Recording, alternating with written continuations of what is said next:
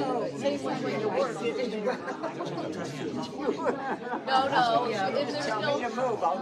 there's no, no, sit at some other spot on the table. Or not even floating. Yeah.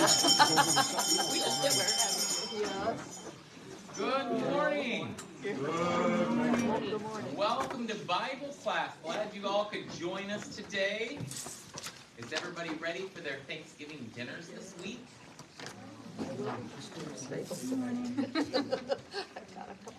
So I'm not going to share a funny joke with you this morning, but I will share a funny story about something that actually happened to us today, or this week.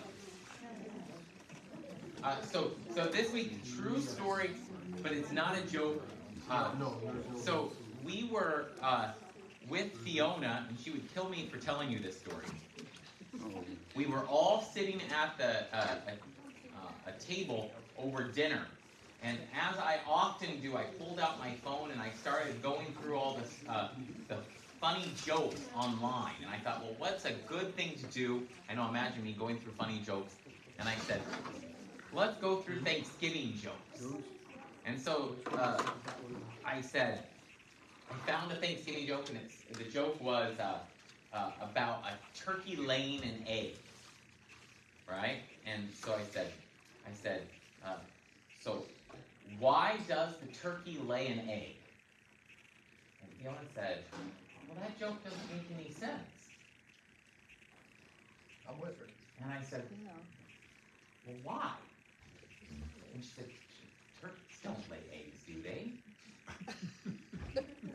There's a joke. And I said, yes, they do. And she said, they do?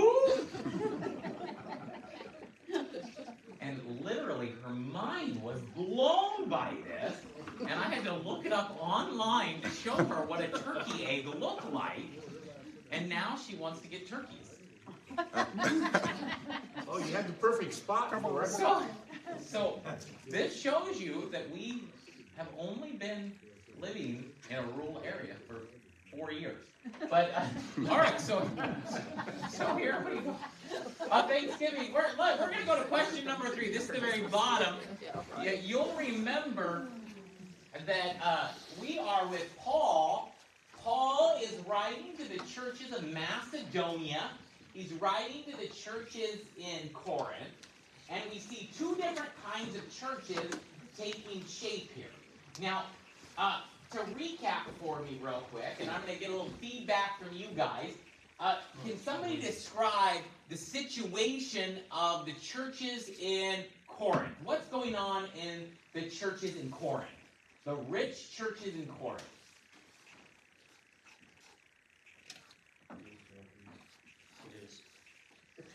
What's going on there? Didn't they have problems with class divisions, and then also when they would meet, they would do communion, but it wasn't divided evenly, and there was also some people that were still clinging to idol worship as well as Christianity. Absolutely. And so they were still a lot of infighting. Good job. There was a lot of infighting going on. They were squabbling amongst each other. They weren't sharing their resources. And another one thing that I don't think I brought out last time that you brought out was communion was a big problem. That when back in those days, this was something that was a big thing. Imagine this for just a second. When they would go to communion at the altar rail, the rich folks would go up to communion first, and they would eat up all of the food or all of the host. Unintentionally, they would gobble it all up first, and they would glutton themselves to make sure that the poor folks that came up later would have none left. So imagine like when the pastor comes around and he says, take and eat. If you were up there that you go, no, I want more, more, more. Intentionally, so the people in back wouldn't get it. Right? Now, what's going on in Macedonia? These poor, persecuted, have-not churches. What's going on there? They became very charitable, forgiving. they become the giving churches. Yeah, they're the ones that are really, when Paul comes to them and says, hey, Jerusalem's having a famine, they have no money, they have no food. Macedonia says, take some of ours. We don't have any, but here, have more. Right? So that leads us to this word. Look at question 3. It's at the bottom of page 1. And it says the word generosity, and that's found in our section, says could be translated as single-mindedness of heart. And you see that this is the Greek word here for generosity. What forces in the world today would divert our attention away from our main purpose in life to grow and live as children of God? A desire for wealth. A desire for wealth. You would look on. You would look on. By today's standards, if you live just solely to grow and live as a child of God, you'd be the odd man out in the neighborhood. Absolutely. Does it shock anybody to know that when you look at that word generosity in Greek, it also means single-mindedness of heart?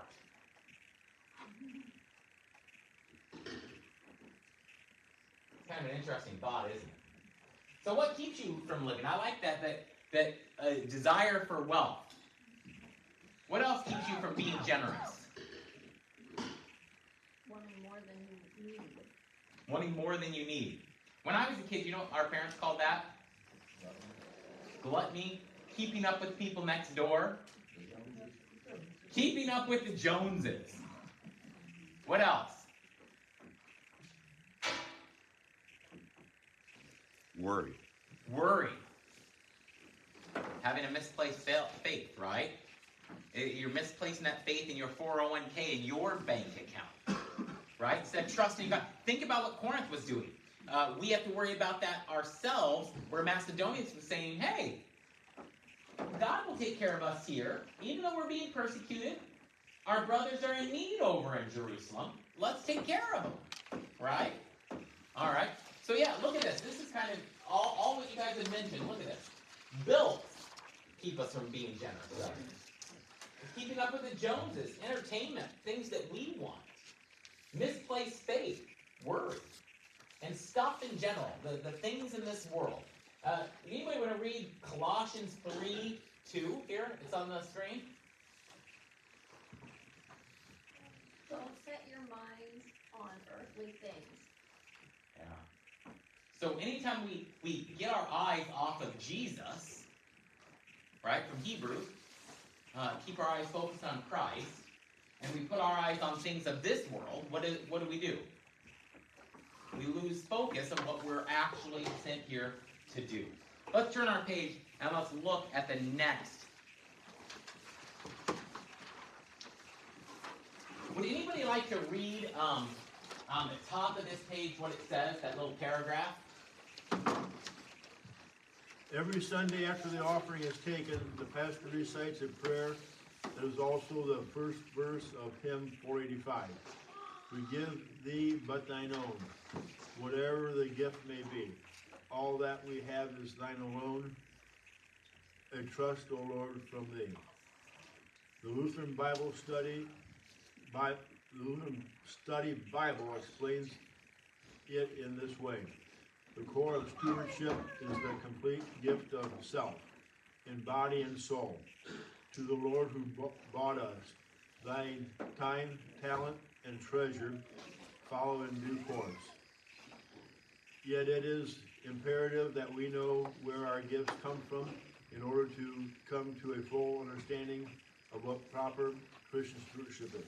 So let's evaluate these things. Thank you, Charlie. Let's evaluate these things. According to Ephesians 2:8-9, let's look at what Ephesians 2:8-9. You probably have this one memorized.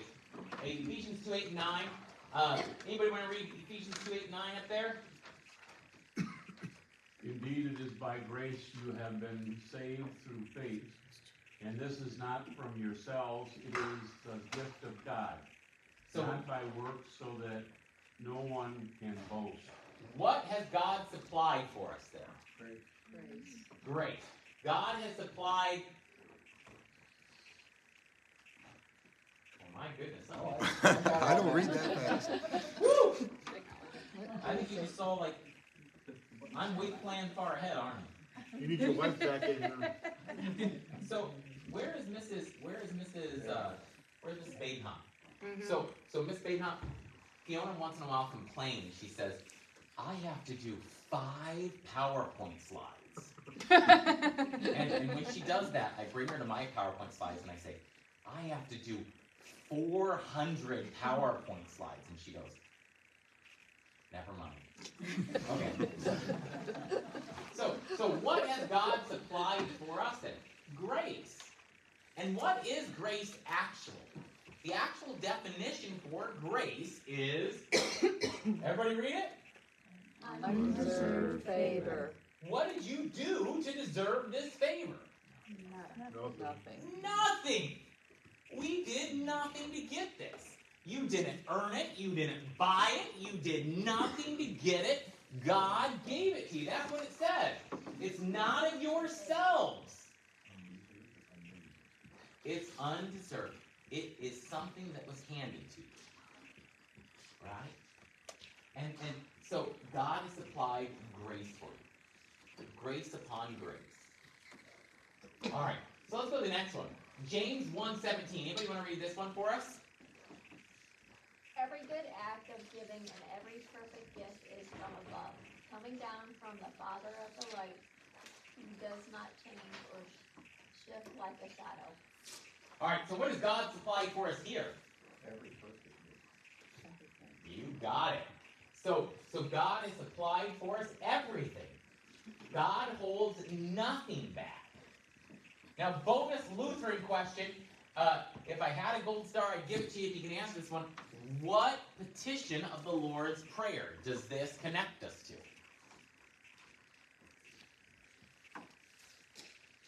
Can you say the Lord's Prayer and get it in here? Give us this day our daily bread. Oh, I saw you do it. Fourth petition. Give us this day our daily bread. God certainly gives us his daily bread without our prayer, even to all the wicked. But we pray in this petition that he would lead us to acknowledge this and to receive our daily bread without thanksgiving. And here it is. Here's the bonus.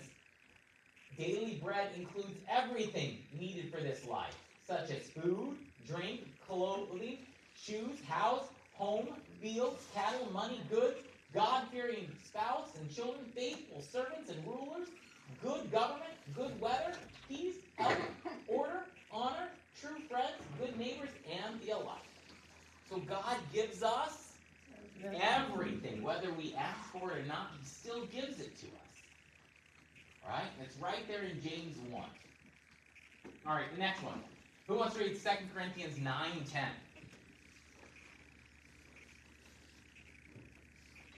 And he who provides seed to the sower and bread for food will provide and multiply your seed for sowing, and will increase the harvest of your righteousness. All right, so what does God give to us there?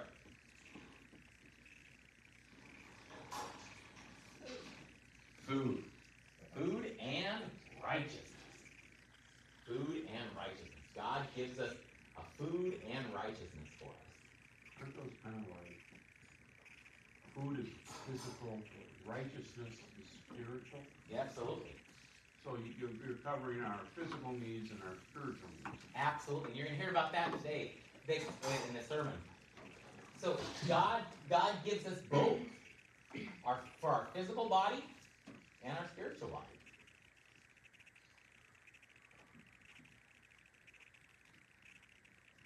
And that's something that right now, as we get closer to Thanksgiving, there tends to be an emphasis on that, right?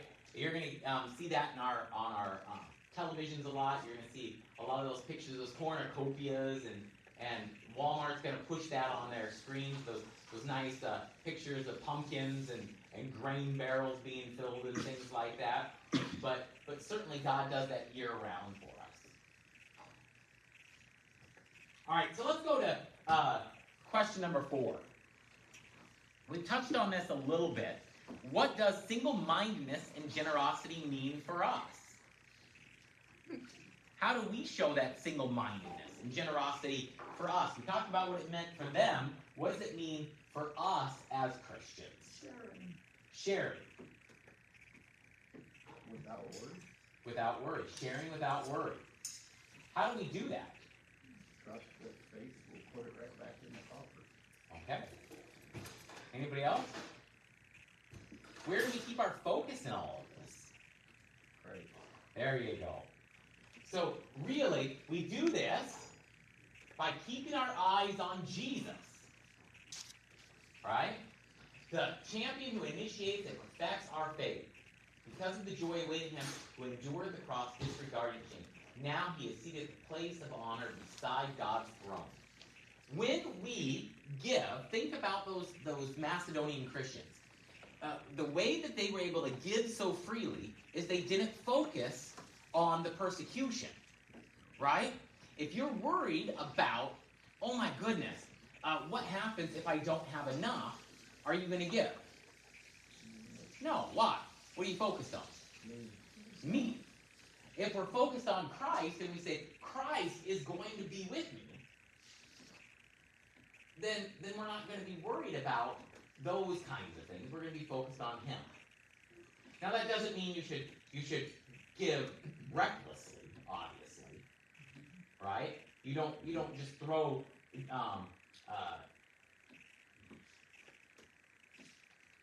you don't just throw caution to the wind, but we trust in the Lord, right? And so, for example, if the water heater goes out here at church, we wouldn't just tear down the church and say we're going to build a new $5 million structure, okay? But instead, we would trust in the Lord that He's going to supply for us and take care of our congregation and supply what we need at the times that we need them. All right, question number 5. Let's go to question number 5. It says, someone said that we create idols for ourselves, not when we love bad things, but when we love good things too much. Can you give some examples in our culture today of this? Money's probably the Money. most typical one. Yeah, is money always bad? No, No. Money's not always bad. Money really itself never bad. Yeah, money itself is never really bad. What are some other things that are, like it says up there, when we love good things too much? Nancy showed me a picture that she got off Facebook. And it was showing people at a football stadium. And they were covered with snow, watching their football game. And the caption said something in the manner of, if every Christian was as dedicated as these, what would our churches look like? That's interesting. The other one that I see that's very similar to that is Black Friday. Does everybody know what Black Friday is?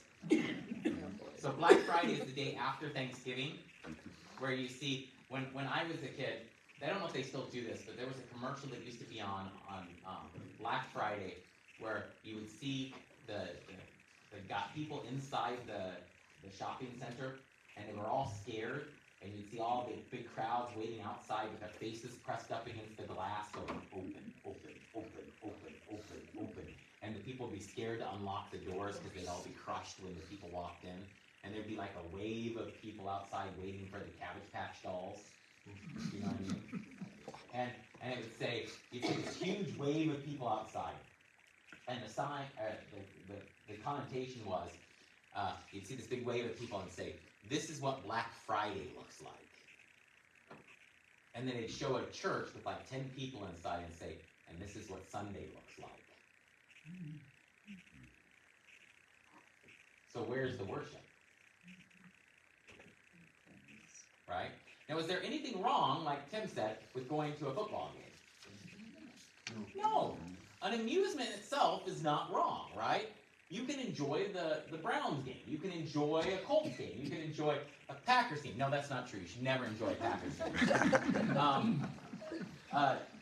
But you can like to go to the mall. Maybe that's fine. But is there a line that you can cross? Yeah. Yeah, absolutely. All right. So this is what our catechism says about these things, and I think that's where we need to focus. It says, what do people make false idols? People make idols of themselves, other persons, and created things. How do we trust God above all things? We trust in God above all things by relying on Him and His promises for our salvation with our whole heart and bringing our troubles and needs to Him. Now, the question on that, going back to what Tim said, why do people like going to football games? Support their team. They support their team, and they find relaxation. They find peace. They find comfort. You had a hard day at the office. You had a hard week at the office. Where do you go to find your relaxation? Home. You go game. You go bowling. You go out to the golf course. You go camping. Right? But what did God create the Sabbath for? What's that? To find that rest. Jesus says, come to me, all you who are weary and heavy laden, and I will give you rest. That was the very purpose of the Sabbath day. All right, let's go to the next one. Would anybody read that middle paragraph on this section? While money is a blessing, it can also be a danger to us when we find our identity in our money and not in our relationship with Jesus. Christ himself declares, no one can serve two masters. Either he will hate one and love the other, or he will be devoted to the one and despise the other. You cannot serve both God and money. Before we go into there, I just want to go back to this one thing that needs to be updated. It wasn't in my notes, but I wanted to bring up here. Is another thing that we see with this that needs to be brought out is with kids today, we see this with video games and phones. If any of you went to the thing up here at Patrick Henry, they just did a thing with, it was like something like Talk Out. They, what was that thing called? Do you remember? I don't remember what it was. They did a stress thing up here at Patrick Henry, and they did it at all Patrick Henry thing. It was like talk out, talk stress, or something like that. And one of the things they talked about was that kids today fall into their phones, fall into social media, fall into video games as a way of finding relaxation. And it's a way that they exit the real world. It's not just kids, either. Right? And that becomes a false god. And so I think we see that all the time. All right, now let's get on to this money one. So let's go to this money thing that we're going to, and we're going to go to question number 6. How do people in our culture identify themselves? Now let's talk about how we identify ourselves. We're not talking about gender necessarily, but how do we identify ourselves with wealth and riches? How is that true of you as well? So how do people identify themselves as far as wealth and riches? Trying to buy the best and the most expensive. Yeah, all right, so you identify yourself as the best. So what are some words you might identify yourself? Yeah. You mean being fancy like I am? Is that what you mean? Ah, fancy. Extravagant. All right, extravagant. I was thinking rich. That's the part that makes me fancy. How about loved? Yeah, more than- I am blessed because, or this person is blessed because he is rich. This person is blessed because he is loved. Anybody else got any ideas? This person is blessed because he is popular, talented. This person is blessed because he is intelligent. These are all great. Married to a hot chick. That's true. You and I know that. How about this person is because he is good at such and such. Talented, I think I heard that one earlier. This person is blessed because he is happy. Have you heard things like this before? Influential, this person is blessed because he's influential. Does that really make you blessed, any of these things? What's getting mixed up here? Earthly things and spiritual things. Earthly things and spiritual things are getting mixed up here. You're losing me. Can you explain that? Well, like you're rich or happy or loved, that's the earthly thing. And years ago, somebody told me that everybody has a drug of choice, whether it's food, cars, clothing, or anything like that. All right, good. I think that kind of fits in there. Yeah. All right. Good. So let's take a biblical look at this. So everybody knows the story of the rich man and Lazarus, right? Yes. All right. So the rich man in the story of rich man and Lazarus was the rich man rich? Yes. But was he blessed? All right. So was the rich man happy on earth? Yes. Okay. But was he blessed? All right. Was the rich man loved by the people around him? Now, when I say loved, I mean like maybe respected. Okay. Probably for as much as he could afford. As much as he could afford. Right? All right. Was he good at many things if he had lots of money? Probably. Probably, because he had somehow acquired that money, right? We don't know how. He's good at keeping his money. He was good at keeping his money. All right. Good at throwing parties, maybe. Could have been good at stealing. Good at stealing it. There you go. So we don't know how he got the money, but he was good at something, right? Good at closing his gates. All right. So you can be. These words can describe those things, and people might see those things and say, "Well, you're very blessed, right?" But that word "blessed" has become known as maybe a different way than being used in a spiritual way. Now let's look at Lazarus. Was Lazarus on earth rich? No. Was he monetarily rich? When people walked down the street and they saw this man covered in sores, was he happy? No. Was he necessarily good at many things? All right. So as we look at those things, we might say, well, he lived just a wretched life. Well, I guess my thing is, because I am very opposed to the idea of luck. Yeah. And people will say, "Oh, you're lucky," and I say, I throw it right back. Because I can't stand the idea of luck, right? Because I've been taught better. I say, no, I'm blessed. No. So I don't think it's a luck thing. What I'm saying is that sometimes people get this idea of being blessed, as they use blessed as saying that they get this idea of being blessed as using blessed as I'm blessed because I have money. And that is a symbol of being blessed. Is that boasting? Yeah, well, maybe. So you can say, I have a physical manifestation of my blessing. Oh, I got it. Do you see what I mean? I see. And so we want to say to people that even in your lowest moments, you can still say, I'm blessed. Because what actually makes you blessed? Salvation. So Lazarus, even though he was covered in sores that were being licked by dogs, he could say, I'm blessed. And why? Because he had salvation, he was going down. Because he had Jesus. Yeah, please. He had faith. And he could say, if everybody can do something for me, then we're going to end.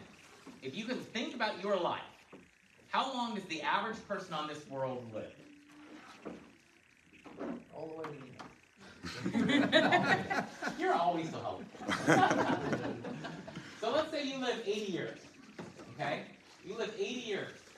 And in 80 years, now think how long a line of eternity is.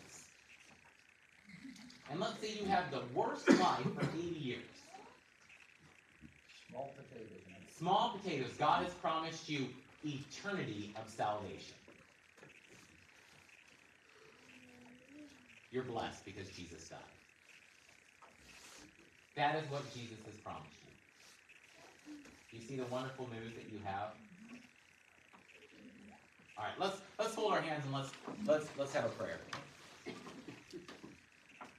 Dear Heavenly Father, we give you thanks and praise for what you have done for us by sending Jesus.